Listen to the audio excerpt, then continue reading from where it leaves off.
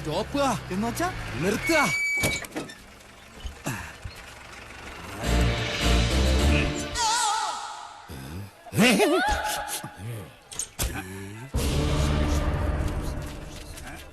ആരാ? ഓ, ആശാരിമാരാണല്ലേ. ഇതിനു മുമ്പ് ഈ അങ്ങാടി കണ്ടിട്ടില്ലല്ലോ. ഇപ്പൊ കണ്ടില്ലേ? അത് മതി. താടിയ കുപിതനാണല്ലേ? അല്ല, യു രഘുത്തമൻ. പണി അന്വേഷിച്ചു വന്നതായിരിക്കും. താൻ ഞങ്ങൾക്ക് പണി തരണ്ട. ചെമ്പറയിൽ എന്റെ ഗുരുനാഥനുണ്ട്, അവിടേക്കുള്ള വഴി പറഞ്ഞു തരൂ. ചോരകണ്ണ മര്യാദ കെട്ടവരെ, നിനക്ക് വിഷഹാരി അറിയില്ല. വിഷ ഊതി കയറ്റാനും ഊതി ഇറക്കാനും ഒരു നിമിഷം വേണ്ടിരിക്കെ.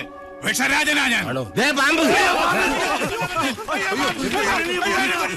നിലവിളിച്ച് മരിക്കാതിരിക്കുക. ഞാൻ വെറുതെ പറഞ്ഞതാ. ഒരു വിഷഹാരി. തനിക്ക് വിഷ ഊതി ഇറക്കാനേ അറിയാവൂ, തുപ്പാൻ അറിയില്ല. അച്ചോ, ആശാനെ കളിക്കാത്ത പാമ്പ് ഏതൊക്കെ? ചത്ത പാമ്പും കടിക്കില്ല, ഫോട്ടോയിൽ കാണുന്നതും കടിക്കില്ല. പാമ്പല്ല, മീന. ആശാനെ കടൽ പാമ്പിനെയും കരപ്പാമ്പിനെയും കണ്ട എങ്ങനെ തിരിച്ചറിയാം? പാമ്പിനെ പിടിച്ച് വെറുതെ നക്കി നോക്കുക. ഉപ്പുരസം ഉണ്ടെങ്കിൽ അത് കടൽ പാമ്പ്. ഏഭ്യൻ. ഇത് കാടോ അതോ വീടോ? രണ്ടായാലും നല്ല തടിക്കോളുണ്ട്. ഇതോടെ നമ്മുടെ അരിഷ്ടതകളൊക്കെ അങ്ങോട്ട് നീങ്ങാൻ പോവാ. നമ്മുടെ അല്ല, നിന്റെ പട്ടാഴി നമ്പൂതിരി പണിക്ക് വിളിച്ചത് നിന്നെ അല്ല, ഇന്നെയാ. പോഴൻ. ഇനി മേലാൽ മൂക്കിലിരുന്ന് മൂളിയാൽ ചിന്തേരിട്ട് കളയും ഞാൻ. എന്തോ ആരോ വിളിച്ചു എന്ന് തോന്നുന്നു. വരിക. അയ്യോ ആശാനെ, മുള്ള് ഇവിടെ വെച്ച് വേണ്ട, അങ്ങോട്ട് മാറി നിന്ന് മുള്ളുക.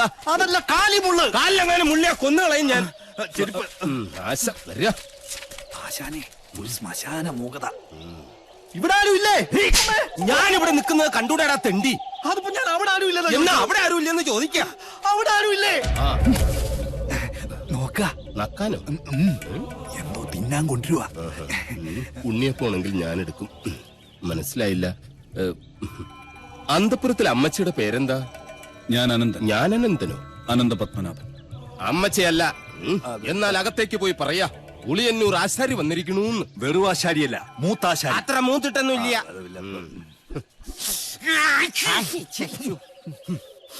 നല്ല അരളി പൂത്ത മണം. അരളിപൂത്ത മണമല്ല, പിന്നെ അവിടെ ആണലി പെറ്റെടുത്ത മണോ. എന്താ കാണണം? അയ്യോ പാമ്പ്, നീ അങ്ങോട്ടോട്, ഞാൻ എങ്ങോട്ടെങ്കിലും ഓടാം.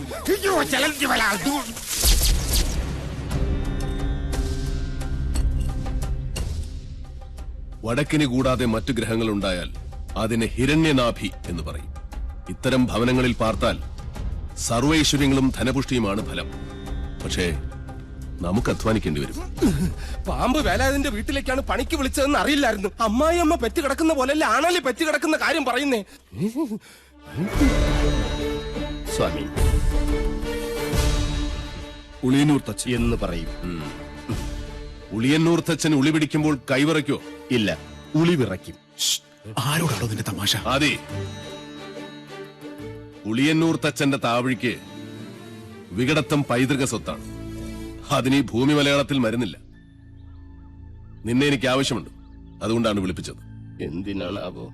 മന്ത്രങ്ങളൊക്കെ പറഞ്ഞു തന്നാൽ തെറ്റാതെ ചൊല്ലാൻ അറിയാമോ? അറിയാമോന്ന്? തെറ്റു പറ്റിയാൽ 100 ആവർത്തി ഇമ്പോസിഷൻ എഴുതിക്കോളാവേ. ഇവനെ കൊണ്ടുപോയി കുളിപ്പിച്ച് ശുദ്ധമാക്കും. ശരി, ക്ഷമിക്കണം. കഴിഞ്ഞ ഞായറാഴ്ച ഞാൻ കുളിച്ചതാ. ഇനി അടുത്ത ഞായറാഴ്ച കുളിക്കാവൂ. വ്രതമുണ്ട്. എന്നെ കുളത്തിക്കൊണ്ടിട്ട കുളത്തിലെ മീനുകളെല്ലാം ചത്ത് പെരുവും. നിശ്ചയ.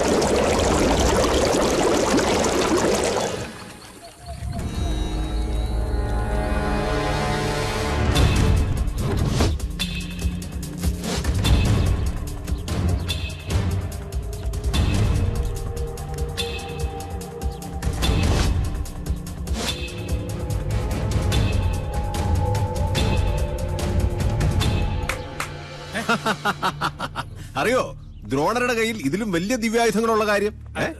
മുമ്പ് ചതിച്ചപ്പോൾ ഇതെന്നെ ചതിക്കില്ലടാ. ഏട്ടാ, ജ്ഞാനികളെ ഉണ്ട കൊണ്ടല്ല, ബുദ്ധി കൊണ്ട് വേണം കൊല്ലാൻ. ഏട്ടൻ ഇപ്പൊ തൊഴുത്തിലേക്കില്ലേ? ഏട്ടനെ കാണാൻ വല്ലപ്പുഴയിലെ പോത്തോട്ടക്കാരനില്ലേ, കെല്ലാ മുഹമ്മദ്, പുള്ളി വന്നിരിക്കുന്നു. ചെല്ല്.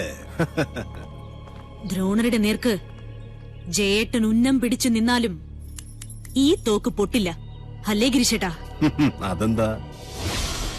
നെല്ലൂർ മന ഭദ്രമായിരിക്കേണ്ടത് സാവിത്രിയുടെ ആവശ്യമല്ലേ? സാവിത്രിയുടെ മാത്രം. സാവിത്രി.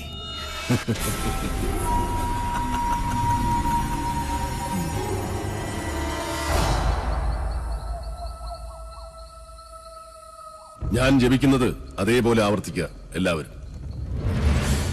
നേരത്തെ പറഞ്ഞു ഇനി മേലാൽ ആവർത്തിക്കരുതെന്ന്. ഇപ്പൊ പറയുന്ന ആവർത്തിക്കണമെന്ന്. ഞാനിതിലേതാ വിശ്വസിക്കണ്ടേ? എന്റെ മണി. കുശവ, ആചാര്യം പറഞ്ഞ അനുസരിച്ചാ മതി. ഓ,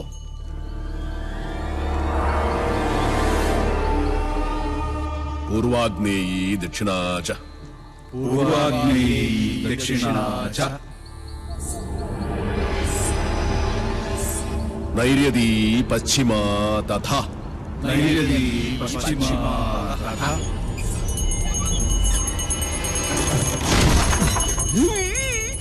വായവീ ചോത്തരൈ ശാനി വായവീ ചോദരീ ശനി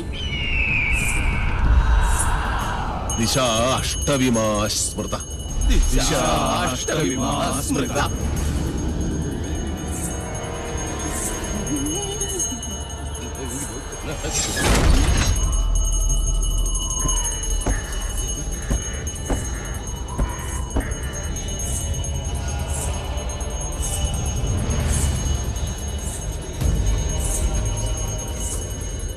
ആരും കണ്ണു തുറക്കരുത്. എന്ത് ശബ്ദം കേട്ടാലും ജപം നിർത്തരുത്. ചോര കണ്ടാൽ ഞെട്ടരുത്. ധീരനായ എന്റെ ശിഷ്യന്മാർ പോലും ഭയന്നിരിക്കുന്നു. ഇനി മതിയാക്ക നിന്റെ വായ്പാട്ട്. ആയുധപ്രയോഗം ബ്രാഹ്മണനെ വിധിച്ചിട്ടുള്ളതല്ല. എങ്കിലും ഞാനത് ചെയ്യും. അറുത്തെടുക്കും നിന്റെ നാവ് ഞാൻ. നീ മുടിയടിച്ചിട്ട് കൂളിയെപ്പോലെ കൂവി ആരെയും നീ പരിഹസിക്കില്ല. ഓം വിശ്വകർമ്മണ്യേ നമഃ. ഇനി നിന്റെ നാവ് ചലിക്കില്ല.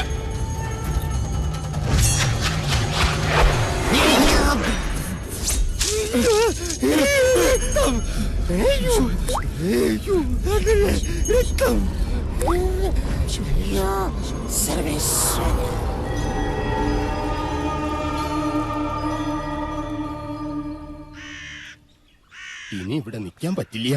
രാത്രിയായി കഴിഞ്ഞാൽ യക്ഷികളുടെ ഫാഷൻ ഷോ കണ്ടു കണ്ടു മടുത്തു. ദാഹിക്കുമ്പോ ഷാർജ ഷേക്ക് കുടിക്കുന്ന പോലല്ലേ രക്തം കുടിക്കുന്ന ചരക്കകത്ത് കൂടിയിരിക്കുന്നത്. ഇനി ഞാനിവിടെ നിന്നാൽ എന്റെ ജീവിതം വവ്വാല് ചപ്പിയ മാങ്ങ. അവിടെ നിൽക്കുക. തിരിഞ്ഞു നോക്കില്ല ഞാൻ. ഇതുവരെ ചെയ്ത പണിയുടെ കൂലി ഈ ഓട്ട് കിണ്ടി കൊണ്ട് അഡ്ജസ്റ്റ് ചെയ്യാന്ന് വിചാരിച്ചു. മുതലായിട്ടല്ല. കൂലി തന്നില്ലെങ്കിൽ തച്ചന്റെ ശാപം നിങ്ങളുടെ തലയിരിക്കും. എന്നാൽ വരട്ടെ. നീ പോവില്ല രൗത്തമ. ഗുരുവിന്റെ സമ്മതമില്ലാതെ നീ മനയുടെ അതിർത്തി കടക്കില്ല. കടന്നാൽ നിന്റെ രണ്ട് കാലും തളർവാദം വന്ന് ശോഷിച്ച് ഈർക്കിൽ പോലാകും. ശിഷ്ടകാലം ഭൂമിയിൽ പാമ്പിനെ പോലെ ഇഴഞ്ഞു നടക്കും. നീ ഓർത്തു നിൽക്കുക. അതിനോട് ആരാ പോന്നെ? അളയെ നിൽക്ക. ഞാൻ എന്നെ കൊന്നിട്ട് പോവര്. നോക്കുക, നിനക്ക് ഗുരു ഉണ്ട് പോകൂടാ. എന്റെ മുത്തച്ഛൻ കോപ്പൻ. അയാള് പണിത വീടാത്രേ. അന്നേ രണ്ട് ഉത്തരവും ഇതിന്ന് ഒരു തൂണും അടിച്ചു മാറ്റിയിരുന്നെങ്കിൽ ഞാൻ ഇങ്ങനെ കിടന്ന് ഈ യക്ഷിപ്പറമ്പ് തൂക്കേണ്ട വല്ല കാര്യം ഉണ്ടായിരുന്നോ? ഇപ്പൊ ഈട്ടിക്കും തേക്കനൊക്കെ എന്താ വില?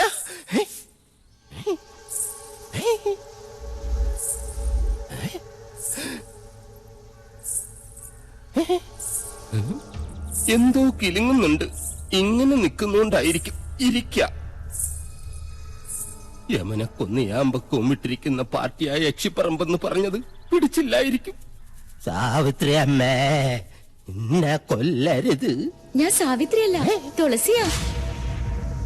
അതിനിടയ്ക്ക് പേരും മാറ്റിയോ? മാധവേട്ടനില്ലേ?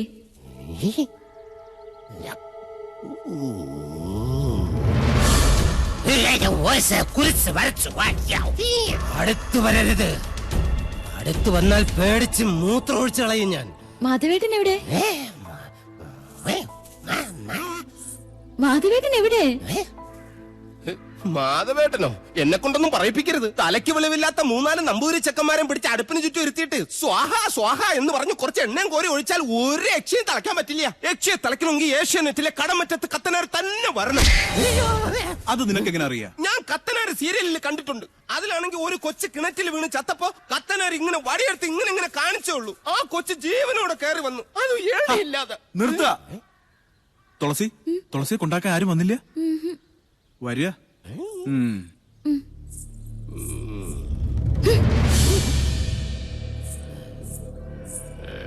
ഇവിടെ യക്ഷിയുടെ മറവിൽ സ്ത്രീകൾ വരുന്നു, ജപങ്ങൾ മുറയ്ക്ക് നടക്കുന്നു. അങ്ങനെ ചിന്തിക്കാൻ പോലും പാടില്ല. എനിക്ക് കിടന്നാൽ ഉറക്കം. രഘുത്തമ. എന്താ? ദേ ഇവിടെ ഉണ്ട്.